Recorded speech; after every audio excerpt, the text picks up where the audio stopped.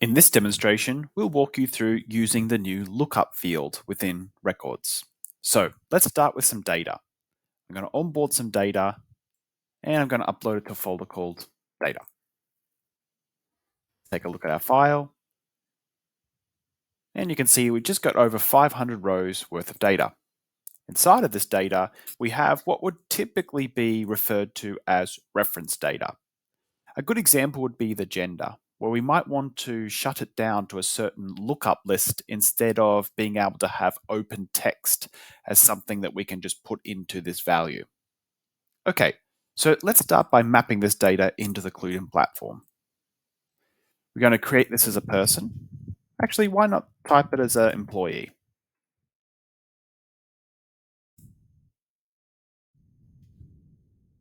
I'm going to choose an appropriate icon. And let's create our vocabularies as well. Going to create us a new vocabulary within the platform. Let's go create the mapping. Okay, we can see our nice lineage. We can also see that CluedIn has detected both the email and the ID can both be used as unique codes. Let's go and edit the mapping just to double check everything. Yes, I'd like to change this, and I'm going to change to show the email instead. You can see it's automatically detected the ID and it's detected the email as fields we can use. Okay, let's finish and process the data into the platform. We can see that there's 1,000 records that are going to be created, and we can go off and start processing that data into the platform. Now, let's head over to our search results. Give it a moment to update.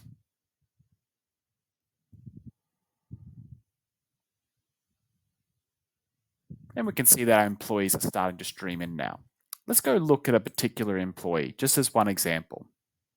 If we head to the properties, we can see the metadata here, and we can see that this person's gender is set to female. Now, if we were to edit this value, you can see that I can type absolutely anything I want in here. And we're wanting to stop this. We're wanting to rather have reference data that we can look up and pick from a particular field. And classic reference data is things like currencies, sizes, countries, you name it. So let's head over and let's start to work with the data itself. So let's click on employee.gender to look at these keys. And let's take a look at all values. And you can see this has given me a breakdown of all the allowed values that I have for the gender. So let's go ahead and create the concept of a gender in the CluedIn platform. There's multiple ways to do this. One of them is to upload a file that contains all the reference data in it. Another way is to create it with the new manual data entry in the CluedIn platform. And I'm going to choose the new manual data entry. So let's head over. Let's head to our manual data entry. And it's going to ask us to create a manual data entry. So for this, I need to create a new type and I need to create a new vocabulary and set of keys. For this, let's head over to our entity types and create a new concept called gender. You can choose an appropriate icon. And we can create. Within here, we can now specify our new vocabulary. So let's create a new vocabulary called gender. Let's bind it to that new type that we just created. And let's put a prefix inside the key as well. We can describe it if we want. I'm going to leave it blank. Now we can create our individual keys. So I'm just going to create a small number of keys. One is a code. This is a unique way of referring to one of these genders. And I should probably also create the name as well, or the title. So that's great. We've got our gender code. Let's go create our name. And we're going to put it in that metadata group as well. And this would be text. Great. With this in place, we can now go back to our view manual data entry projects, and we can create new genders. Here, we've got an entity type. We can find our gender, and we can find our vocabulary we just created therefore as well. We can enter the description, but I'll just leave it blank for now. In here, we set up our form fields for entering brand new records into the platform. So let's create agenda code. And let's create it for the name as well.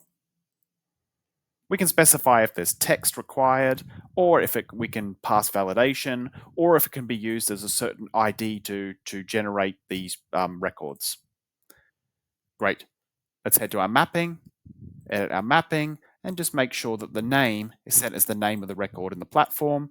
We can see that it's going to automatically generate IDs in the platform for me, so I can go ahead now and start to add brand new records. So let's do that. Let's just add a few. We'll have a code called 1. We'll do it mail. Add one more record. And of course, we would do this for the other genders as well. Great. This in place. We've processed 2 records into the platform. Now they've joined the end of the queue because we've still been processing all of those employees into the platform. If we're wanting to check on the progress of that, we can always head over to our processing pipeline, and you can see that there's records that are still coming through. That's okay, we've still got a little bit of setup to do. Let's head over to our glossary. I'm going to create a new category called reference data. This is going to house all the reference data that we have within our platform, like currencies, countries, and in this case, genders. I'm going to create a new term called genders. After we edit it, we can fill in our descriptions, we can tag, we can fill in our long descriptions. These are all the genders that can be used. And most importantly, we can specify the condition. So what rule or filter would bring back all the genders that they can have in that pick list? So let's choose something simple where the entity type equals to a gender. Save. Let's activate this guy. Now, I'm not expecting any matches in the system yet because it's still processing all of that data. So let's head back. We can still continue as those records are coming in. So let's head to one of our employees and let's head to their key.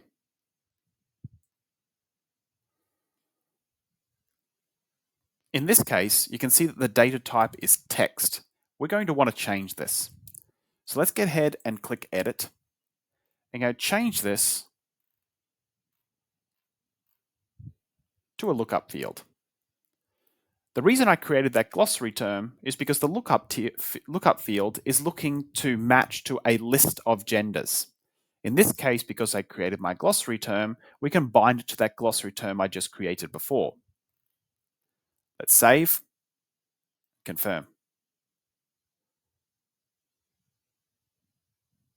Now, we'll pause the recording, and we'll come back when all the records have been processed. And our processing's finished, and we're back. So we can head over to our glossary term, and you can see that now our matches are showing up. And of course, we can add all of the genders that we want into this list and grow it over time. But let's head back and let's go to search for our data. Let's go to one of our employees here and head to our properties. And we can see that we have a little exclamation mark here. So let's go in here and we're going to click Edit. And what was a text box before has now turned into a drop-down list. So we can make the change that we're wanting to, and that will join the end queue to be processed. Let's go to another record.